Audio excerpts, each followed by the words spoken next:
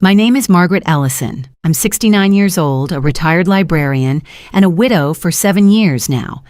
I live alone in a modest brick house that I helped pick out with my late husband, Thomas, back when life still felt like a promise and not a memory. I have one son, Liam. He got married last week. It was a Saturday drenched in pale blue hydrangeas and carefully curated music. But even as the mother of the groom, I barely existed in the frame. I wasn't in the family photos. I wasn't asked to say a few words. I was seated near the restroom at table 10, where the staff kept brushing past me with trays and damp towels. Still, I smiled through it. I smiled because Thomas would have wanted me to, and thank goodness I did. Because 7 days later, this morning in fact, my daughter-in-law showed up at my door with a man in a suit, a fountain pen, and a contract. They didn't even finish their tea. She placed the folder on my kitchen table with all the grace of a gift and all the pressure of a silent threat. "Just your signature, Margaret. It's standard.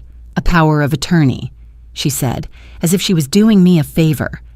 But I had already seen the words on the top sheet. Full financial authority in event of incapacity or immediate consent. That's when I remembered Thomas's voice in my head. "You'll know when to open the safe, Maggie.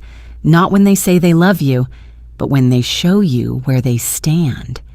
So I smiled again, took a sip of tea, and politely asked, "Would you excuse me for a moment?" I went to the study. I turned the knob to the built-in wall safe. I entered the code.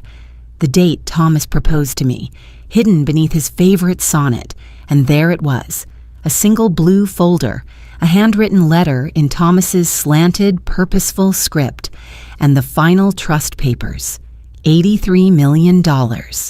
Quietly grown, protected, diversified, and left in my name alone, not out of secrecy, but strategy. Maggie, this is not a gift to spoil.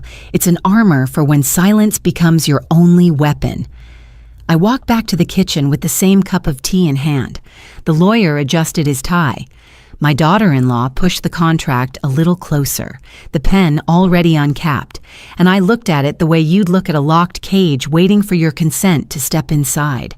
I didn't raise my voice. I didn't ask questions. I just said one word. No. There was silence, then confusion, then offense. "But why?" she asked. "Don't you trust family?" I smiled again, my third one of the morning, the kind that's tight, firm, and final. I trust what's been proven and what's been protected. She didn't stay for more tea. Sometimes the loudest power is the one that never needs to shout. If you've ever been pushed aside, underestimated, or forgotten in your own family, you're not alone. This is my story. Stay with me. You may find pieces of your own in the quiet places I once stood. The study smelled like cedar and old paper. It always did. Thomas had picked the wood for the shelves himself, insisting that real things deserved real craftsmanship. I stood in front of the wall safe, fingers hovering over the panel. The numbers came to me slowly, not because I had forgotten, but because I remembered too well. 12th of April, 1975, the day he proposed in the snow, under the Christmas lights outside my mother's house. He didn't kneel.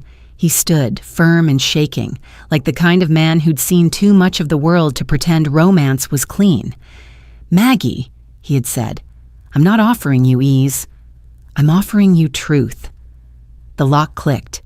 Inside, the yellow light flickered on automatically, spilling warmth onto the folder Thomas had tucked inside. A pale blue one, thick and deliberate, sealed with a wax mark I recognized, our initials interlocked. I touched the cover like it might dissolve under my fingers. It didn't. Instead, it hummed with quiet weight, the kind of weight that says, this was not done lightly. The first thing I saw was a letter, his handwriting unmistakable, slanted, strong, no loops, just lines. "My Maggie," it read, "if you are reading this, I'm gone, and something in your world has shifted. This isn't a gift. This is armor. This is a plan I made because I've watched too many men assume their wives will be safe just because they were loved. Love is not protection if it ends with the man. This trust, these papers, they are yours. Yours alone. I did not make this to surprise you. I made it to defend you from surprise. Do not think of this as pride. Think of it as preparation. And when they come, and they will, Maggie, you'll have already chosen silence. And that silence will be stronger than any word they throw your way. I held the letter for a long while. Behind it were the document's neatly clipped tabs and highlights. A springing power of attorney. Not active unless I became incapacitated, meaning no one could touch it unless I was unable to speak. Thomas had also arranged for his own lawyer to handle the trust. His name was on the attached card, handwritten, embossed. A man from Connecticut, loyal but discreet. I exhaled. For the first time since the wedding, I felt something shift. The air in the safe was still warm from the light, and for some reason, it felt like Thomas had just been there. His warmth, his weight, his care still embedded in the fabric of the folder. There was no vanity in what he had done, no showmanship, just quiet, meticulous defense. That was who Thomas had always been. While others bought flashy suits and fast cars in their 50s, he invested in water rights. While my friends went to Hawaii, he planted walnut trees that would take 15 years to bear fruit. He didn't just plan for tomorrow, he planned for the storm after tomorrow. And now I was standing in the eye of that storm. 3 days ago, I had sat at Liam's wedding, invisible, in my navy blue dress. I had given up my spot on the head table so that the lighting would be better for the photos. I had swallowed the speech I wrote because no one asked me to speak. I had watched my son thank his wife's parents for making this dream day possible, never mentioning that I paid for the catering. But today I held the file that reminded me of something Thomas had said not long before he passed. There will come a day when someone asks you to shrink. Don't argue, don't explain. Just know where you've placed your armor. I traced the wax seal one more time, then closed the folder gently. The contrast between this, his deliberate calm, and the rushed, cheerful aggression of my daughter-in-law this morning couldn't have been clearer. She'd smiled as she pushed the contract toward me. She'd called it just a technicality. She'd worn cream silk and heels too high for mourning. Thomas would have seen through it in a heartbeat. He always did. And now, so did I. I put the folder back in the safe, closed the door, turned off the light, and in that quiet room, I finally felt the first flicker of lightness in my chest since the wedding. Like the glow from that tiny safe bulb had spread across my ribs. I wasn't alone. Not really. Not with what he left behind. Not when I had something stronger than resentment, preparation. I remember the wedding in fragments. The soft haze of August sun pouring through the chapel windows. The scent of buttercream frosting rising from a 6-tier cake. The swish of chiffon dresses gliding past me like I was part of the furniture. Liam looked handsome. Of course he did. I'd pressed his suit myself the night before. He had always looked sharp in navy, but the sharpest thing that day wasn't his jawline or his tie. It was where they sat me. Table 10, back left, next to the utility closet, across from the restrooms. Near enough to hear the whoosh of the automatic flush every 5 minutes, but not near enough to see the head table without craning my neck. I sat next to Uncle Brett, who was already half drunk by the cocktail hour, and an elderly cousin from Lisa's side who mistook me for a waitress. They gave me a small printed name card, Margaret E. No last name, like I was a guest at a charity fundraiser, not the mother of the groom. No speech, no flower corsage, no photograph just for us, just mother and son. When they danced their first dance, no one tapped my shoulder to join. But what broke me wasn't the oversight. It was the moment the band shifted into a familiar melody. What a wonderful world. a song Liam and I used to dance to in the kitchen when he was little, standing on my feet, clinging to my waist. It was their mother-son dance, but not with me. It was Lisa's mother he twirled. She giggled, light and perfect in her silver dress, and the guests clapped like it was natural. And I just watched from behind a bouquet centerpiece too tall for anyone at my table to really see through. I had to lean to the side to find a tiny space between the spray of orchids, to watch my son twirl another woman on the floor where I was meant to be. My spine bent like a question mark, and in that moment, I felt small, like a forgotten chord in a song I used to know by heart. The photographer passed me 5 times, never once asked if I wanted a solo portrait. The only photo I appeared in was a blurry one during the cake cutting, my hand half visible holding a napkin. I ate my dinner in silence, lukewarm chicken, wilted greens. No one asked if I liked the wine, even though I was the one who paid for it. Lisa's parents stood up midway through dessert to give a speech. They called Liam the best decision our daughter ever made. They thanked everyone who made today possible, and they ended by saying, "We feel like he's one of our own now." There was applause, and then the lights dimmed for dancing. No mention of me, no toast to the woman who raised him, no gratitude for the savings I'd emptied to make this day shimmer. I excused myself and went to the restroom, twice. Not because I needed to, but because it was the only place I could go where no one would notice I was gone. When I returned, my seat had been taken by a server stacking empty plates. I stood there for a few seconds, unsure if I should reclaim it. Then I walked outside instead. The night air was cooler than I expected. Cicadas hummed like lullabies for old wounds. I leaned against a column and looked back through the glass doors. They were laughing, dancing, celebrating, and I was just a silhouette behind the ivy-covered arch, a guest in a memory I wasn't invited to fully join. And yet, when Liam passed me on his way to the bar, he smiled and said, "Having fun, Mom?" I smiled back, because that's what mothers do. We smile even when our hearts are shrinking like wool in hot water. That night, I returned home with swollen feet, a wilted hairpin, and a silence I couldn't yet name. But it had started. The erosion, the vanishing. I was no longer Margaret Ellison, mother of the groom. I was just a seat filler at table 10. And the worst part? No one noticed. No one even looked twice. But I did. I saw everything. I felt every inch of it press into my ribs. And now, days later, when Lisa showed up with that lawyer and that contract, I realized that table placement wasn't a mistake. It was a message, and I had finally read it. I spent 42 years among books. The smell of aged paper and polished oak became more familiar to me than perfume or fresh-cut flowers.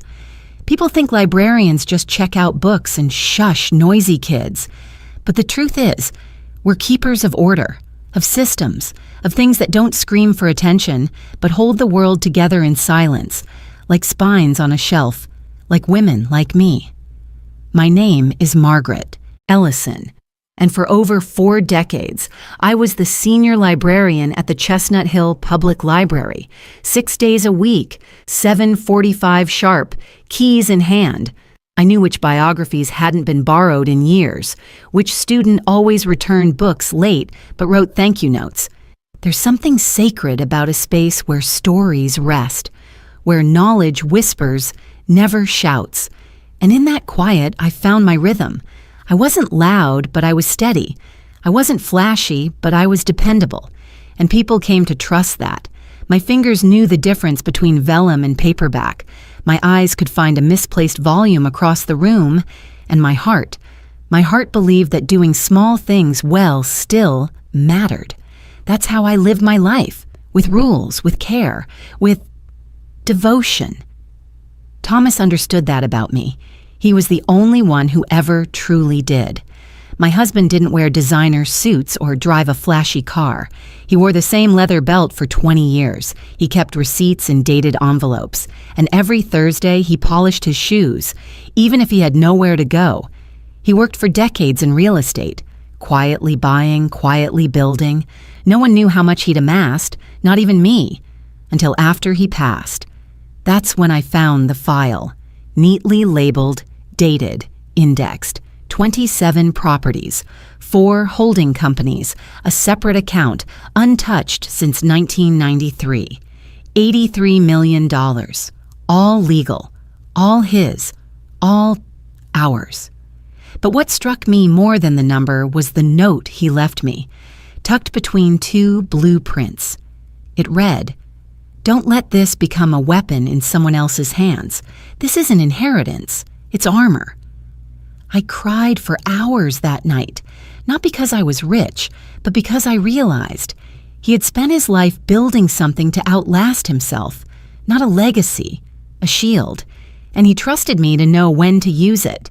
People look at women like me and assume we don't understand money, that we don't know strategy, that we're just sweet, faded photographs in someone else's album. But Thomas knew better.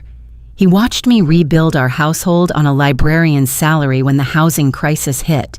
He watched me stretch casseroles into 3-day meals. He watched me cover Liam's tuition when his scholarship fell short, without complaint. He once told me, "You don't need to roar, Maggie. You just need to know when to close the book and lock the cabinet." That afternoon, I walked into our old home library. The dust danced in beams of amber light. I ran my hand over the spines, familiar titles, worn edges, initials penciled in the margins.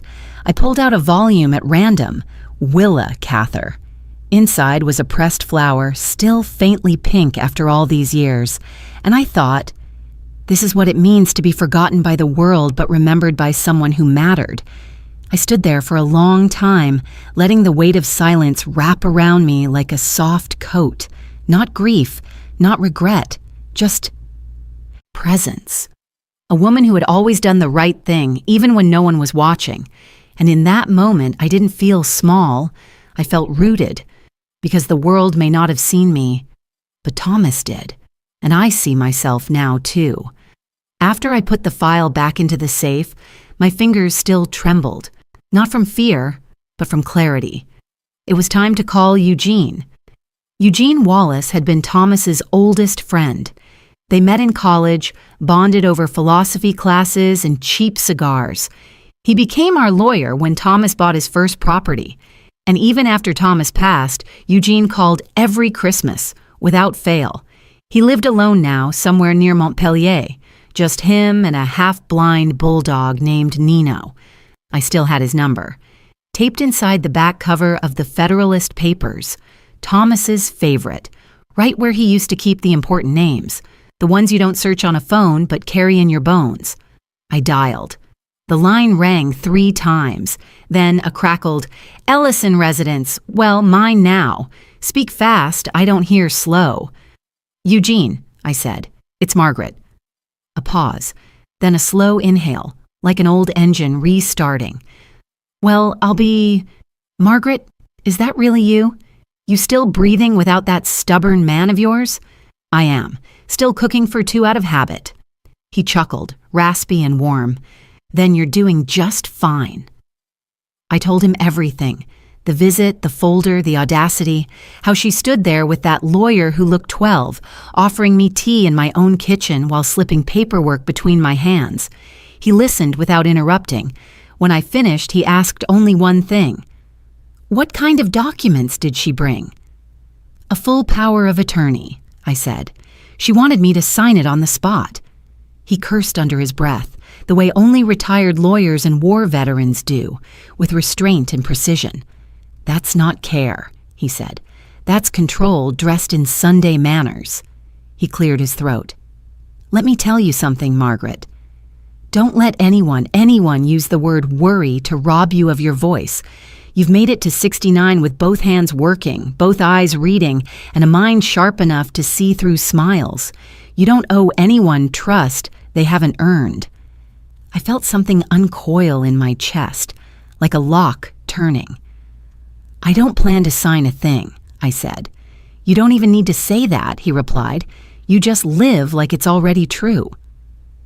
We arranged to meet in a week. He'd review everything, draft a response, and serve as my legal buffer. "You don't open that door again unless it's the fire department," he said. "And even then, check for a badge." When I hung up, the house was quiet again, but different. Less like a tomb, more like a fortress. I walked to the drawer where I kept old recipe cards and pulled out a blank one. Then, in thick black ink, I wrote, "No signatures today. No discussions through the door. All matters through legal counsel. No exceptions." I set it on the entry table, just under the vase of dried lavender. Then I added one more line, smaller, for myself. "I do not sign with shaking hands." Not because my hands were weak, but because they were mine. Still. And always. I felt a strange calm settle over me. Not triumph, not anger, just boundaries. Sometimes the strongest thing you can do is draw a line and not step over it. Not even for family, especially not for family. The kitchen light glowed soft yellow. Outside, dusk settled over the porch like a worn quilt, and in the silence, I realized something. I wasn't shrinking. I was setting perimeter lights, quietly, from the very place they assumed I'd be too tired to resist, my kitchen, and they were wrong, dead wrong. He showed up without calling. I saw him through the sheer curtain, my son, Liam, alone. No lawyer this time, no folder, at least not in his hand, just him, and that same furrowed brow he used to have when hiding a scraped knee. I opened the door a fraction, not enough to invite him in, but enough for him to know I'd seen him. "Mom," he said, voice soft. "Can I come in?" I waited. Let the silence stretch. Then I stepped aside. He walked in slowly as if entering a stranger's house. His eyes flicked to the card still on the entry table. He didn't comment on it.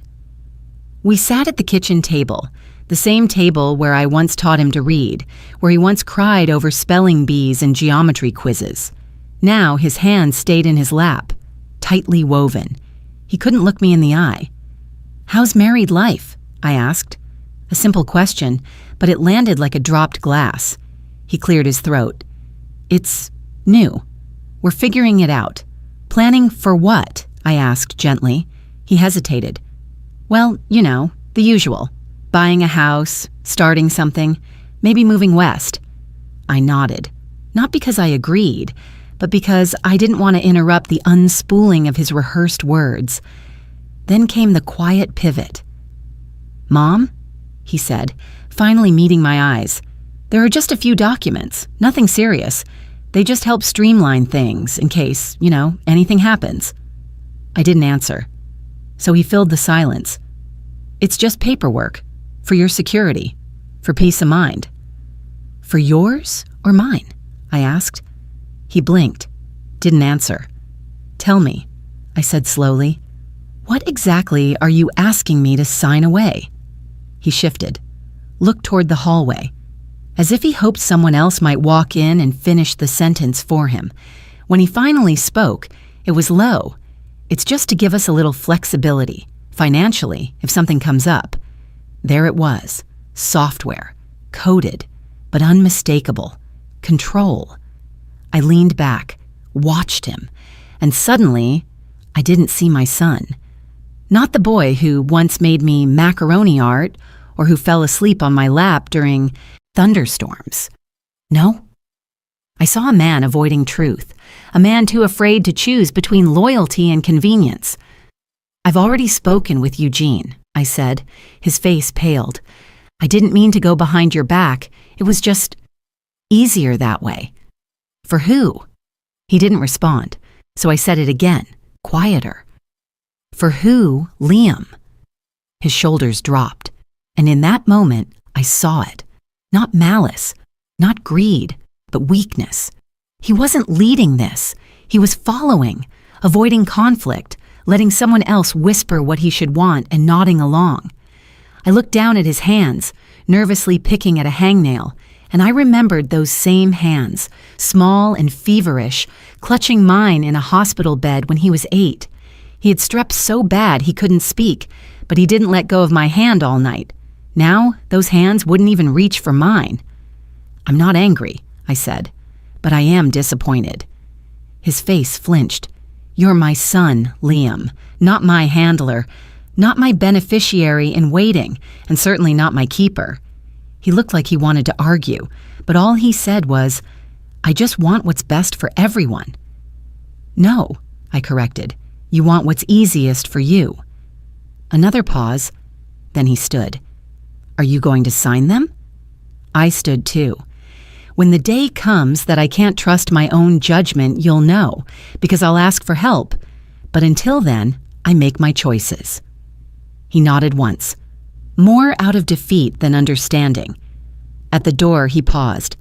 "I didn't want it to be like this." Neither did I. He walked to his car without looking back, and I stood at the window watching his shape retreat through the glass. My heart didn't break. Not in the loud, dramatic way books describe. It cracked, quietly, like the sound of a winter branch bending under too much weight.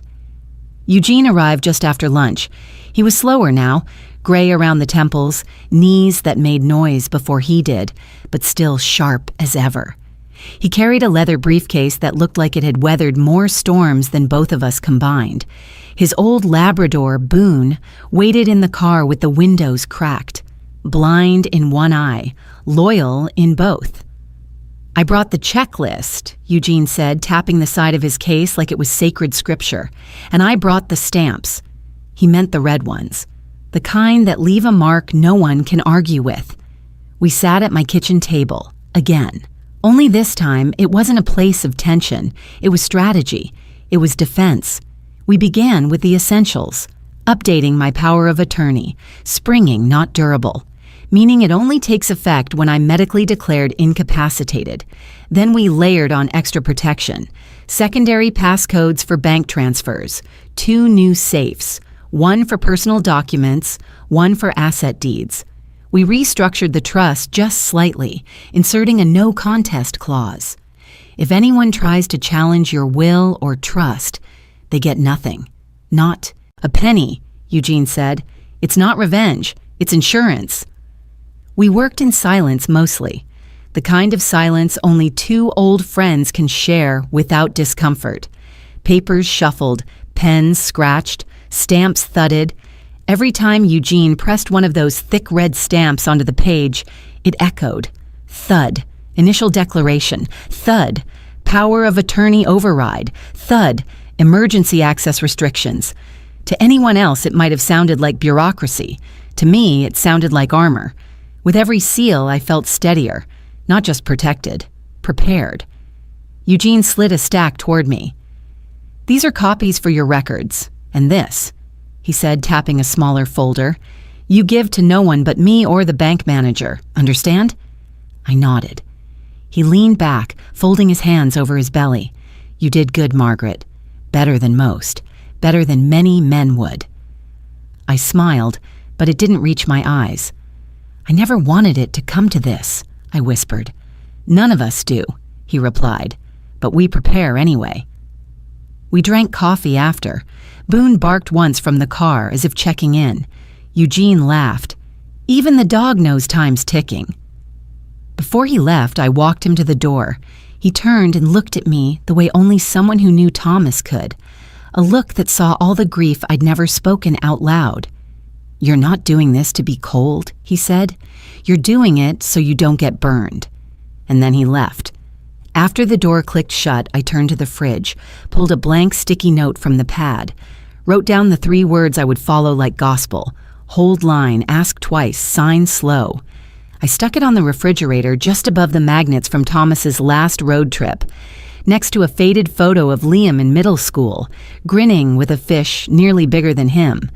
I stared at that photo for a long time, let myself feel whatever that meant. Then I turned back toward the table. The red seals on the legal forms shimmered faintly under the kitchen light, like battle medals or prayers. Each one had weight, not just ink. They were saying what I couldn't shout, that I had drawn a line, that I was no longer just someone's mother or widow or vulnerable old woman. I was the keeper of something earned, and I was no longer afraid to defend it. I only went to the pharmacy that afternoon to refill my calcium tablets. It was routine, like most things in my life. White paper bag, cold linoleum floor, the faint hum of the refrigerators behind the counter. But as I stepped out, the weight of a conversation caught me mid-step. Two voices, familiar, sharp. I didn't mean to stop. I didn't mean to hide behind the row of cart returns in the parking lot. But instinct froze me in place. "Alyssa, we don't have time to argue," the woman snapped. Her voice, Marjorie, Alyssa's mother. "You told me she'd sign," Alyssa hissed. "You said she was just lonely and old and would go along."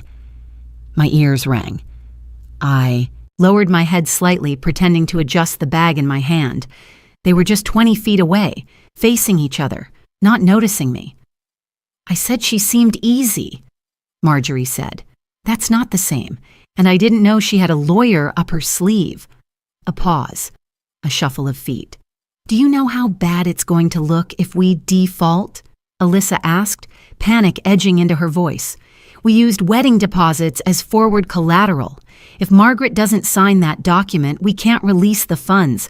We can't pay off the decorator, the band, even the damn marquee rental." Marjorie exhaled sharply. "Then make her sign." "I tried," Alyssa said bitterly. "She's harder than she looks. I thought Liam could convince her, but he's being weird. He's hesitating." Another pause, then the sentence that cut through me like glass. "We need that signature before the 15th. You know that.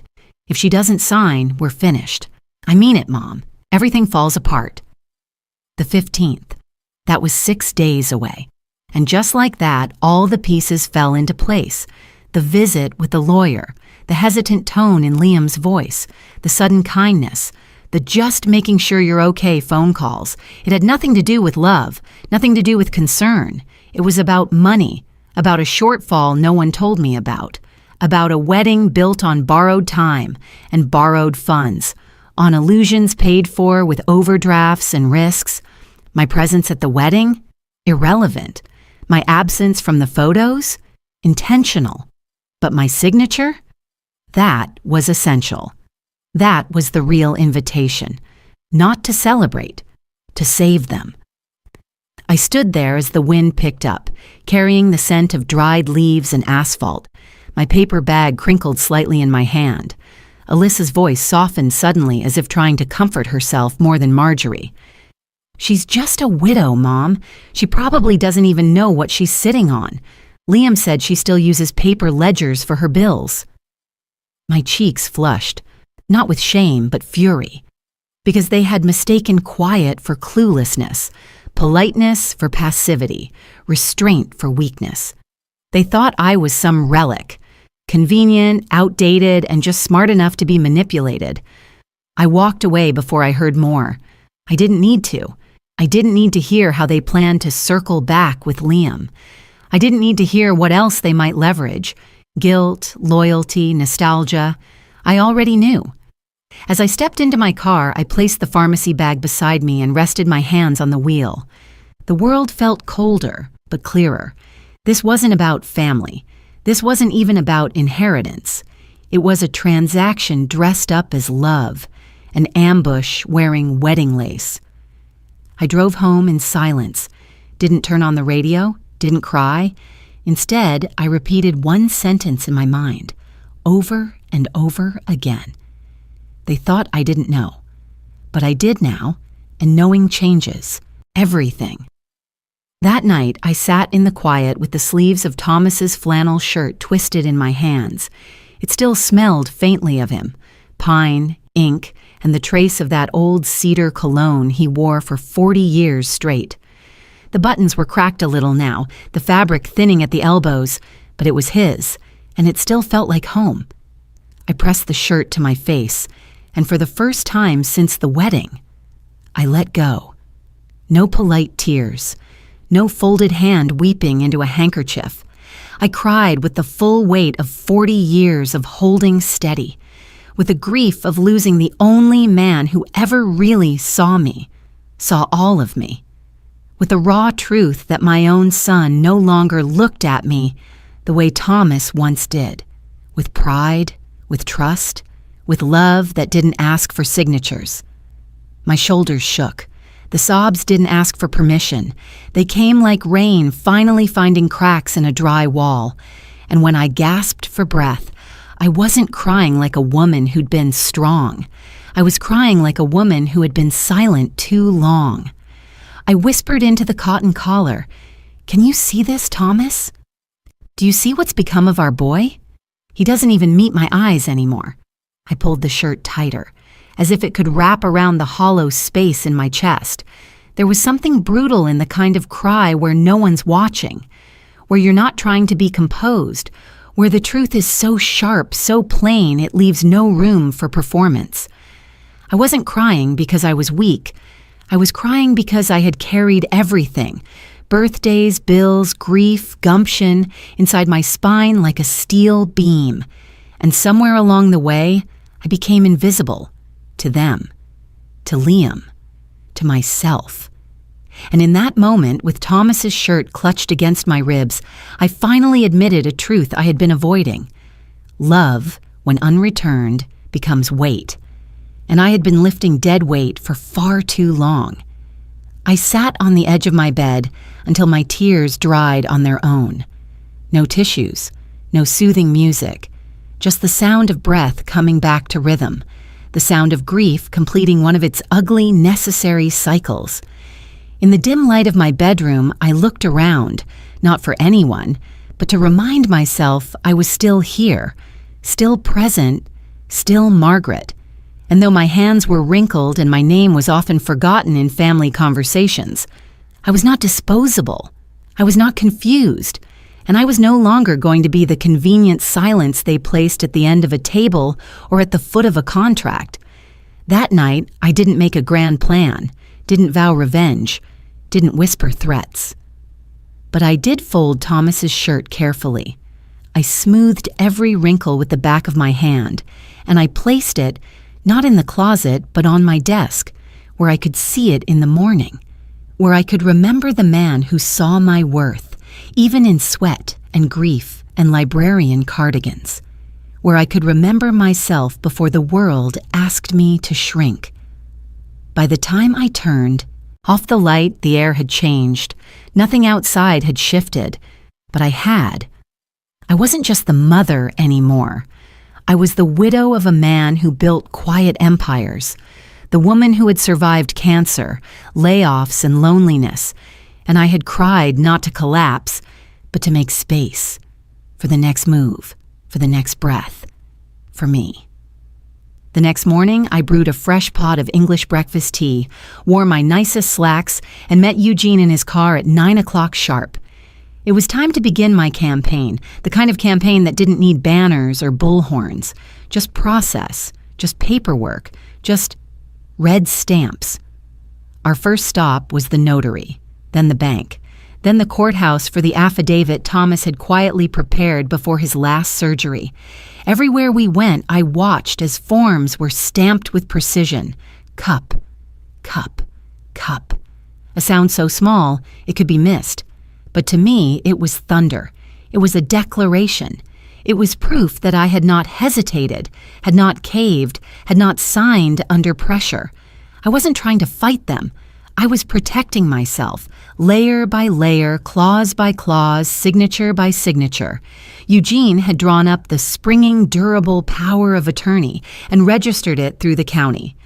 The financial institutions had added voice print security and withdrawal thresholds. My health proxy was updated. Even the name on my deed was legally clarified. Everything had been locked tighter than Thomas's old filing cabinet, and each time someone asked, "Do you understand what you're signing, ma'am?"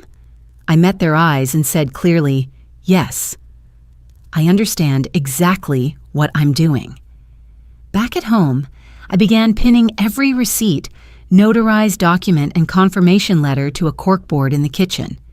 I added red string between them, one connecting the title update, another looping from the power of attorney to the bank security passcode. It looked like a war room, but to me it felt like a sanctuary. I didn't scream. I didn't curse. I didn't call Liam or Alyssa or try to shame them into better behavior. I just stamped and stapled and filed and sealed. Quiet power isn't about denying anger. It's about channeling it into action that leaves a trail of ink behind. At one point, I paused to pour tea, and the sound of the hot water hitting porcelain felt like music. A soft punctuation in a day filled with signatures and seals.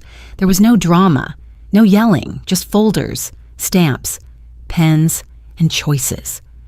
I realized that every time I handed over a document, every time I signed my name beneath Eugene's steady finger, I was choosing me, not out of spite, but out of long overdue loyalty to the woman who had waited decades to be seen not just as Mom or Mrs. Ellison, but as Margaret. When we returned from our final stop, I made a new index card and tacked it above the kitchen light switch. It read, "I don't need to raise my voice. The red stamps are doing the talking." I stood back and looked at my corkboard. Dozens of red circles, crisp lines, and stapled edges all whispered the same thing. You are no longer vulnerable. You are not a victim. You are ready. Eugene, sipping tea in the other room, simply nodded. He knew. He'd seen it too many times in probate court. People torn apart not by lack of love, but by lack of clarity. That night, as the sun set and bathed the corkboard in orange light, I didn't feel angry. I felt armored. And when I heard my phone buzz with a text from Liam, "Can we talk?" I didn't panic. I didn't race to reply. I took a breath. I added one final receipt to the wall, then I turned off the light, let the corkboard fade into the dusk, and went to sleep. The fight wasn't over, but I had written the rules now. I heard her heels before I saw her face. Alyssa stood at my doorstep again, this time without her attorney. No folders, no documents, just a soft pink scarf around her neck and a tote bag dangling from her elbow. "Hi, Margaret," she said with a voice so sweet it made my teeth ache. "I thought maybe we could talk. Just the two of us, like family." I didn't invite her in. Instead, I stepped onto the porch, gently pulling the door closed behind me. Her eyes glanced briefly at the note taped to the door, the one I'd written days ago in thick blue ink. No signatures, no exceptions, all communication through legal counsel. She laughed softly, brushing non-existent lint from her sleeve. "Oh, come on, Margaret. That's just unnecessary. We're family. There's no need to be so formal." I didn't answer her immediately. Instead, I looked past her, at the roses Thomas once planted, now blooming despite the late season. "You know," I said, "the thing about family is, it's not defined by blood or smiles at dinner tables. It's defined by who honors your boundaries when they want something from you." Her smile faltered, just a flicker. She adjusted the scarf. "I just think it's sad," she said quietly, "that you don't trust us, that you'd rather go through lawyers than your own children." I tilted my head. "No," I replied. "What's sad is how quickly love becomes leverage. You didn't come here out of care. You came here because you're cornered. You want something signed, not someone seen." She opened her mouth to protest, but I raised a hand. "I've been in this house since before Liam was born. I've paid off this mortgage, repaired its roof after storms, and filled its fridge even when it meant eating beans myself. And not once did I use those facts as currency against him." She crossed her arms now, her sweetness souring. "So this is about control?" "No," I said. "This is about truth. And the truth is, I will not be guilted, rushed, or manipulated into handing over power I spent a lifetime preserving." There was a long pause between us. Then I pointed back at the note on the door. I sign things when I'm ready. Not because someone's panicking, not because a due date is looming, and especially not because someone remembers I exist when they're in debt. Alyssa's eyes hardened, just for a second. We're just trying to move forward as a family, Margaret. I smiled, soft, not bitter. I am moving forward, and that means protecting myself, even from people who call me Mom when it suits them. She stared at me, waiting for something. Permission, weakness, a crack. I gave her none. Instead, I stepped aside, holding the door open just an inch. I won't ask you to leave, I said gently, but I won't play pretend either. If you have something to say, let your lawyer say it. Because in this house, my house, boundaries aren't up for discussion. She blinked, the air shifting between us. No more words. Then she turned, walked down the steps, and out of the frame of my porch light. I closed the door, and on my way to the kitchen, I whispered aloud, not to her, but to myself, I live in this house. I decide what happens inside it, and I decide who gets to touch the pen. It was late afternoon when I saw his car pull into the driveway. No texts, no call, just Liam, standing there, hands in his pockets, looking like a boy again, not a man. I opened the door before he knocked. He didn't smile. Can we talk, Mom? We sat on the porch. The light was softer now, casting long shadows across the railing. The wind tugged at the corner of the old welcome mat. A single leaf danced across the floorboards. He cleared his throat. She said she'll leave, Mom. It took me a moment to realize he meant Vanessa. If I don't convince you to sign those papers, she said she's done, that I chose you over her, that I'm not protecting our future. I didn't speak. He kept going, voice brittle. She said this delay, this legal hesitation makes us look unstable. The apartment deal might fall through. The investment partners are getting cold feet, and she's scared. I turned to look at him, not with anger, not with judgment, just a deep, aching clarity. Liam, I said slowly, you can't hold a marriage together with documents someone else signs. He looked away, jaw tightening. You think I don't know that? He snapped. I'm just trying to fix this. I thought maybe if you just... Fix what? I interrupted gently. He sighed, loudly, frustrated. This mess, Mom. The tension, the back and forth. The lawyers, I paused, letting the air stretch between us. I didn't create that tension, I said. I didn't ask anyone to borrow money. I didn't sign up for secrecy or manipulation. I've only done one thing, draw a boundary. He shifted uncomfortably. She's scared, he repeated. She thinks, if this falls apart, we're done. I reached over and took his hand. It felt both familiar and foreign. Rougher now, colder, but still my son's hand. Then maybe, I said softly, you need to ask yourself why she believes your mother's signature is the glue holding your marriage together. His eyes filled with something he couldn't name. Shame, maybe. Or grief. I don't want to lose her. I know, I whispered. But you'll lose more if you sacrifice your integrity to avoid discomfort. He didn't reply. We sat in silence. Then I said, with every ounce of steadiness I had left, you are my blood, my boy. But if you're willing to trade me for peace, temporary, fragile peace, I won't be part of that transaction. His face crumpled for just a second, not a full cry, just a flash, a flicker of the little boy who once asked me to hold his hand during thunderstorms. Mom, he said, his voice cracking, I don't know what to do. I squeezed his hand. Then start by not asking me to do what you know is wrong. We didn't speak for a while. He left quietly, no folder in hand, no demands, just the weight of a decision he didn't want to make. I stood at the door long after he was gone, whispering to the wind, I love you, but I will not help you abandon yourself. Sunday came soft and slow, like honey sliding down a warm spoon. I didn't usually stay after service. I'd slip out the side door, nodding politely to whoever caught my eye. But that day, I lingered. Mrs. Halverson caught my wrist gently in the hallway. "We're having tea in the side room," she said. "You should join us."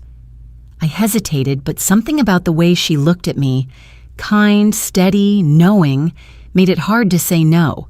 The room was filled with women who wore their age like medals, creases around the eyes, silver in their hair, hands that had stirred thousands of soups and wiped even more tears. No one asked why I came. They just scooted over, poured a cup of tea, and made space for me. First it was Mary who spoke, adjusting her shawl. My daughter-in-law asked if I'd just sign over the house, said it was easier that way. My name's on the deed, but somehow I became the inconvenience. She laughed, but it wasn't a happy sound.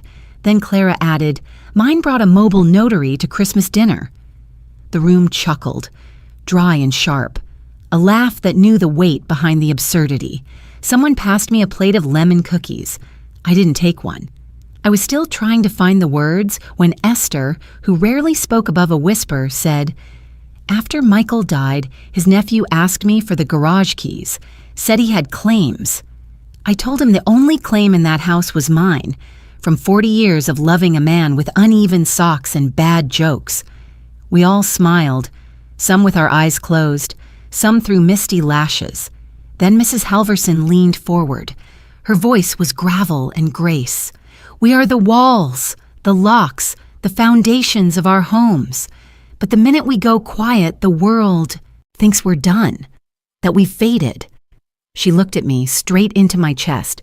"But we're not fading, we're fortifying." I swallowed hard.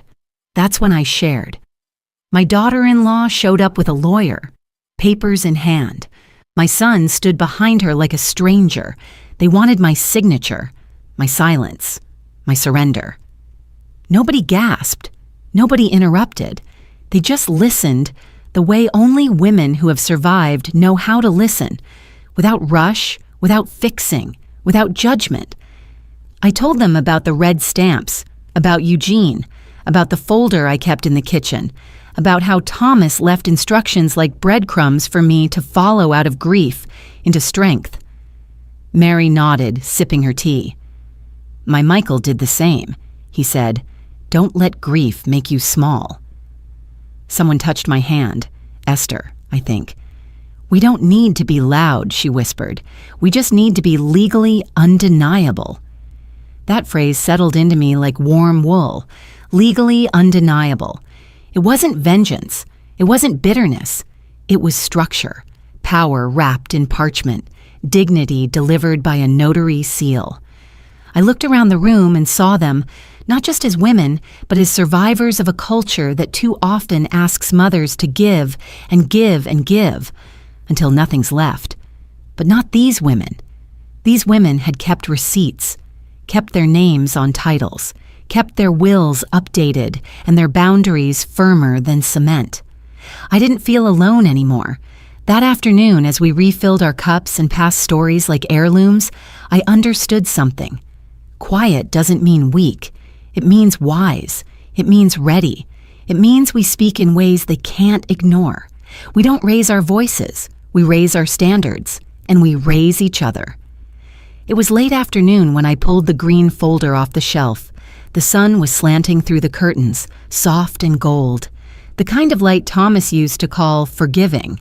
The kind of light that makes even dust look like grace. I sat at the table with a fresh sheet of paper. No stamps, no notary seals, no legal headers. Just lined paper from my stationery drawer, and a pen with blue ink that sometimes bled if you pressed too hard. I began, "Thomas, it's me, your stubborn, quiet Margaret." The words came slowly at first, hesitant, like a stream just beginning to thaw. 3 weeks ago, I stood in front of our kitchen door while Alyssa handed me a pen and a contract. She smiled, but it didn't reach her eyes. I paused, tapping the pen against my chin. She didn't know about the folder, about your lawyer, about the springing clauses or the bank codes, but mostly, she didn't know about me. I underlined that sentence once, lightly. You used to say I was the calm one, the peacemaker, the one who smoothed edges. You weren't wrong. But I think I confused smoothing with shrinking. I shrunk, Thomas. I shrunk for years. I stopped and looked out the window. The neighbor's dog barked. At a squirrel. A wind chime tinkled on someone's porch. Somewhere down the block, a kid was learning the trumpet. Poorly. I smiled, then kept writing. But that day, when I saw the lawyer's briefcase on my counter and your son couldn't meet my eyes, I didn't shrink. I didn't sign. Not because I was angry, not because I wanted revenge, but because, for the first time, I knew I was allowed to hold my space, to stay whole. A small tear dropped onto the paper, right after the word whole. I let it dry before continuing. Do you remember our anniversary trip to Michigan, the inn by the lake with the patchy wallpaper? My hand softened with the memory. You held my hand and said, "Margaret, life is just a series of decisions, some loud, some whispered, but they all shape us." Well, this was a whispered one, but it changed me. I looked over at the envelope with your handwriting, your final letter. I hadn't opened it again since that first week, but I kept it close, tucked behind the canned peaches like a compass. I took a deep breath and wrote, "Thank you for making me promise to wait. Thank you for loving me with planning, not just passion. You knew this day would come. You knew they'd test me, but you also knew I could choose differently." My hand trembled, not from age, but from release. I didn't rebel. I didn't rage. I simply remembered who I was.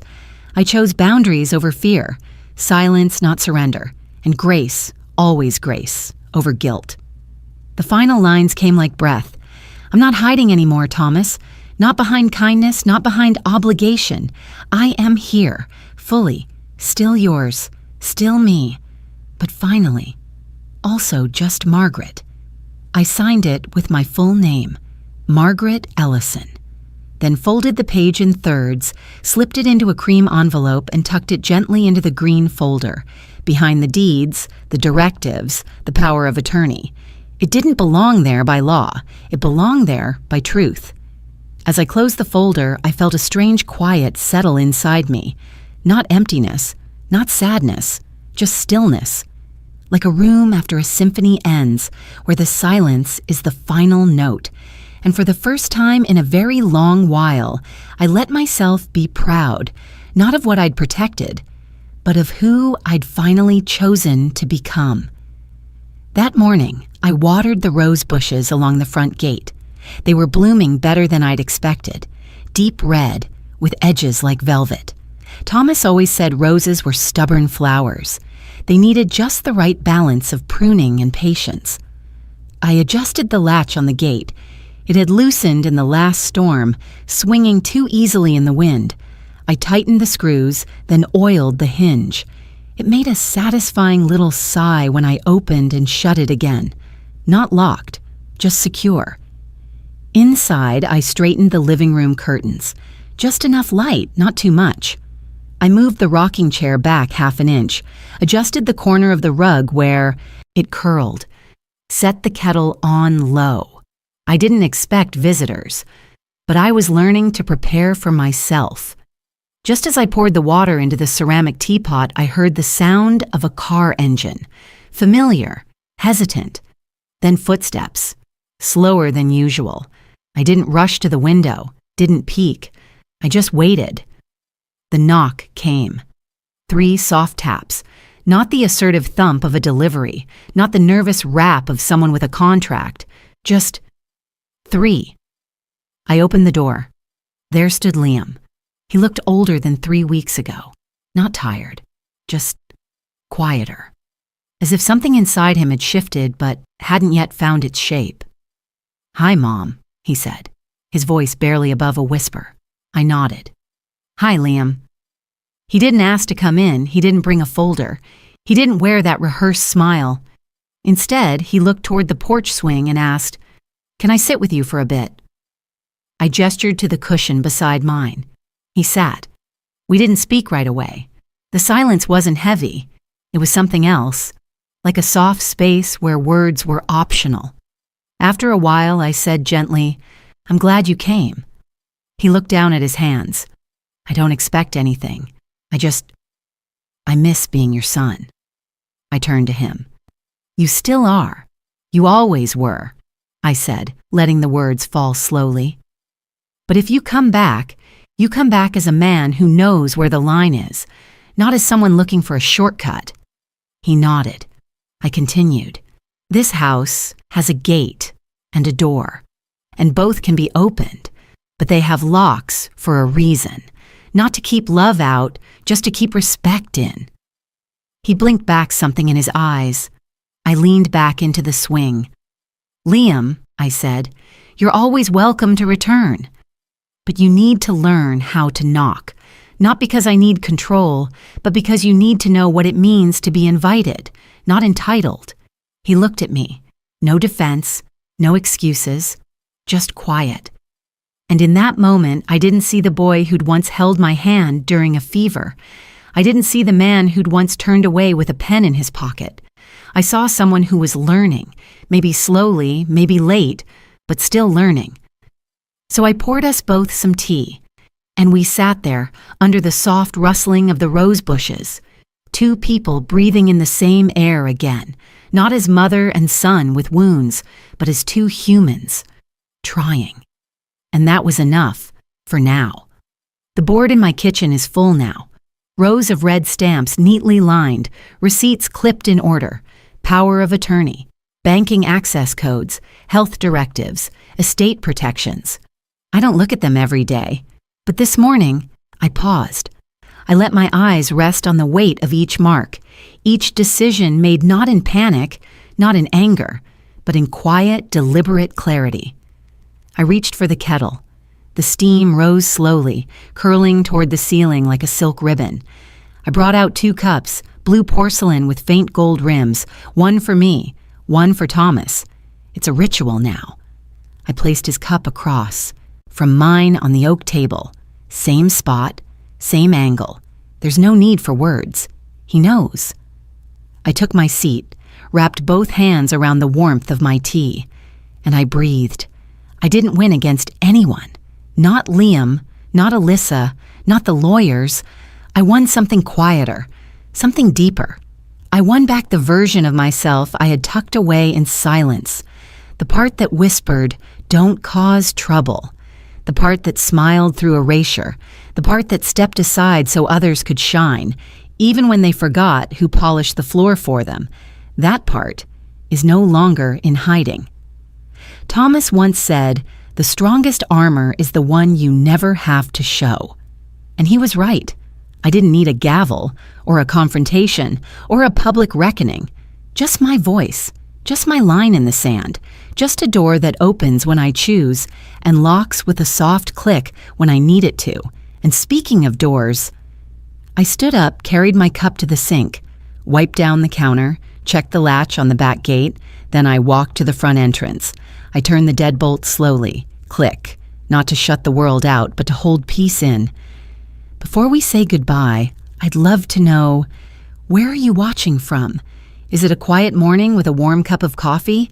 Or a late night where stories like this keep you company? Let me know in the comments.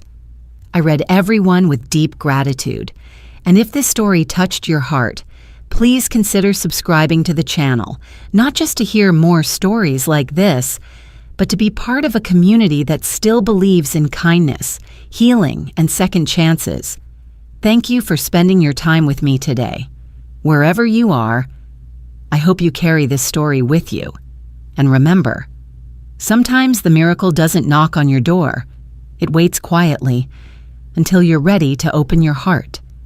Take care, and I'll see you in the next story.